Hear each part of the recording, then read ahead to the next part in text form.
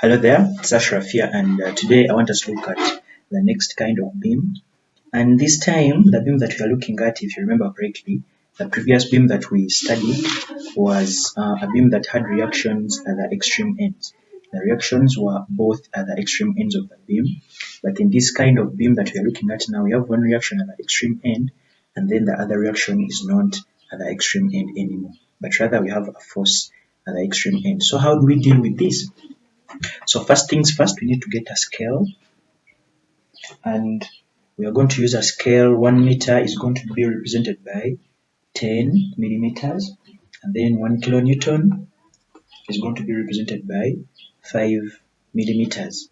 Now, most people are asking, how do we get a scale? What do you base on to determine a scale? Well, you look at the values that you have, and you get a value that can help you draw something that is not too big and something that is not too small on the paper that you're using. Now, for example, 5 kilonewtons. 5 kilonewtons, I can say I want to represent 5 kilonewtons with, let's say, 25 millimeters. 25 is sizable. It's not too small and it's not too big. If you can see, this is 25. So I want to represent 5 kilonewtons with 25 millimeters. So this can help me get a scale. So if I divide through by 5, I can get 1 kilonewton is equal to 5 millimeters.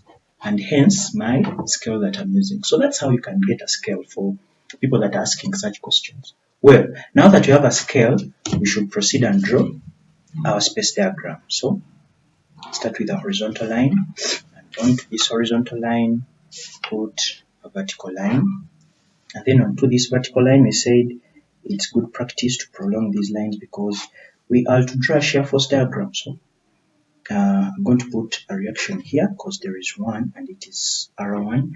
Then I'm told from this reaction up to the next one we have 5 meters. 5 meters will literally become 50 millimeters. And then from there we have 1.5 which becomes 15 millimeters. Then from the 15 going back inside we have 35. So I'll put the 35 there. And then finally 15. So I put the 15 there. Then after doing that, we slide vertical lines to all those points that we've gotten. So I'll slide.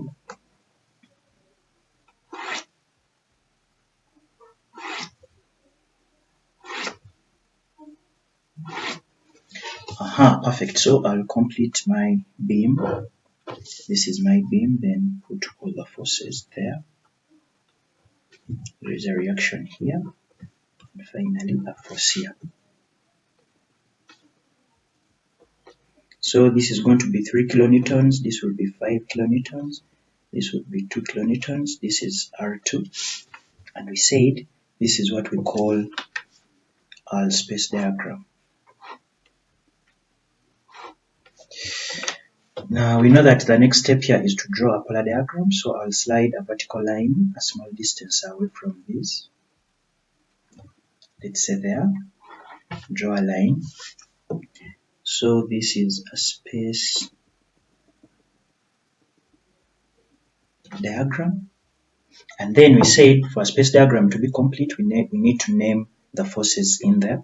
So this would be A, B. So this is force AB. Then this is B, C. But now C runs from this force up to this other force. So this force here, 2 newtons, 2 kilonewtons would become C, D. Now you can see that D is outside the frame. It's outside the beam.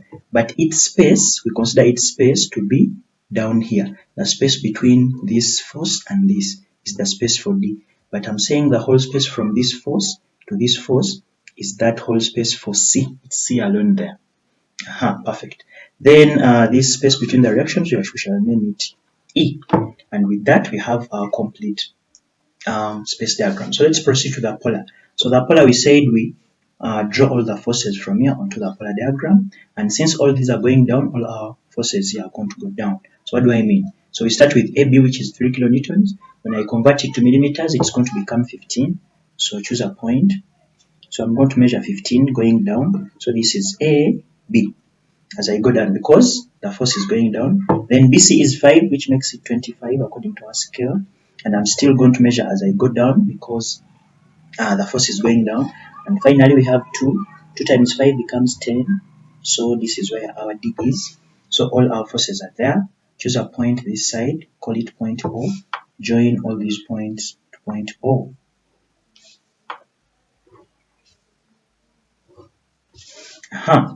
So I can now outline this diagram. So after doing that, we said we have to slide A0, B0, C0, D0 into the respective spaces. The only difference here, as I've told you earlier, is that D looks to be outside, so it appears as if it has no space, but it does. And we are saying the space for D is actually this space here, between this force and this reaction. We consider this letter that is outside to have the space that is below here. Make sure that you understand that. And we are saying that C, the space is running from this force to this force. So the space for C is from here up to here. All this is the space for C. We are going to see how that works out. Perfect. So slide A0 into the space of A0. So into the space of A0, I'll put it here. Then B0 into the space of B.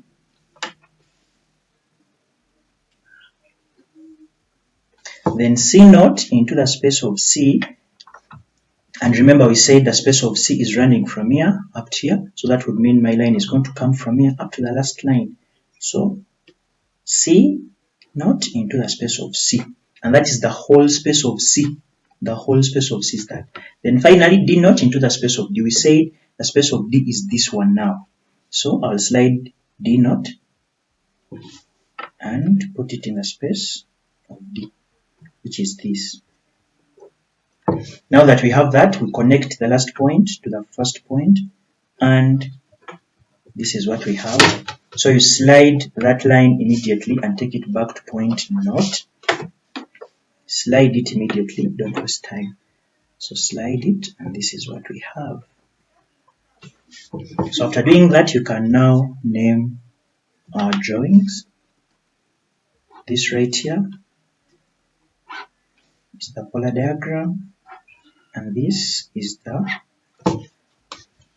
this time I'm going to call it the bending moment diagram.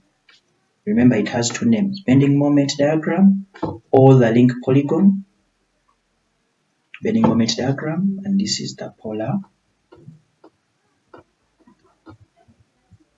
diagram. Perfect. Now that we've gotten that, we said this line here that we've slided is represented by the letter that is in between the reaction. Perfect. So I'll call this E because that's letter E. So I'll measure the distance from A to E to get my R1, and according to what I have, this is 15, 16, 17, and 18. So R1 is actually equal to 18 millimeters, but we said we can't measure force in millimeters, so we need to convert this back to kilonewtons using our scale. And our scale, according to this, is 5 millimeters being equal to 1 kilonewton. So 1 millimeter is equal to 1 over 5. So 18 would be 18 times 1 over 5 kilonewtons. And you realize that R1, if I pick my calculator very fast, would be 3.6 kilonewtons. That is R1. Then R2, measure. You realize that R2 we are getting 33. So 33 divided by 5, I get 6.6 kilonewtons. So those are my reactions. Now that we've gotten the reactions, we can say that we have the reactions. So the reactions are gotten. So we now get the equilibrant, and we say to get the equilibrant, simply prolong this first line, and then also prolong this last line this side. And where these two meet, that's where your equilibrant is. So simply get a vertical line and slide it to that point, take it up back to the beam, put an arrow, and then you label this as the equilibrant. So that is our equilibrant. Perfect. And finally, we need to get a shear force diagram. We said for shear force, simply slide horizontal lines and put it on all points on the polar diagram.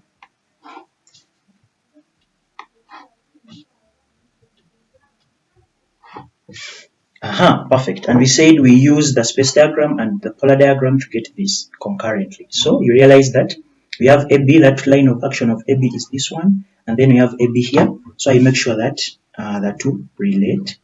So line of action of AB and then A and then B. So this point is A, this is B. Then in the space of B, there is nothing. So show that there is nothing with a straight line. Then you have force BC, which is going down, and also have BC here. So from here up to here. So I'll join. So B and then C. So this is C. Then in the space of C, which is running from here up to here, there is nothing. So I'll put a horizontal line to show there is nothing. Up to the other force, this other side. Then we have force CD, which is going down. So CD up to here. So this is C, and then this is D. So CD. And then once we reach here, what do? We have now force CD. Then we can see that we said, remember, D occupies this space down here. And we can see that the space for D, there is nothing. So we show that using a straight line until we reach our what? Our reaction. Then once we reach our reaction, the reaction now is DE and it's going up. So you also have to go up. DE back to E. So you also go up until you find E along its line of action. So this is D, this is E. Then in between these two reactions below, there is nothing happening. So show that there is nothing happening. Straight line up to find the next reaction. And then we have a reaction EA. We have this reaction EA, which is R1. It's going up. So EA is there. So you go up. Then since there is nothing in the space of A, you simply close this off with a straight line. Perfect. And then we said the line that is on the letter that is between these two reactions, which is R1 and R2, that letter is E. This line here helps us find what is positive and what is negative on this shear force. And we say whatever is above that line is positive. So this is positive, and whatever is below that line EE is negative. So this is negative, this is negative. So you can then hatch. And once you hatch, you've completed drawing the shear force diagram. So simply put two lines and name this figure as a shear force diagram. Perfect. Thank you for watching. See you in my next video. Stay blessed.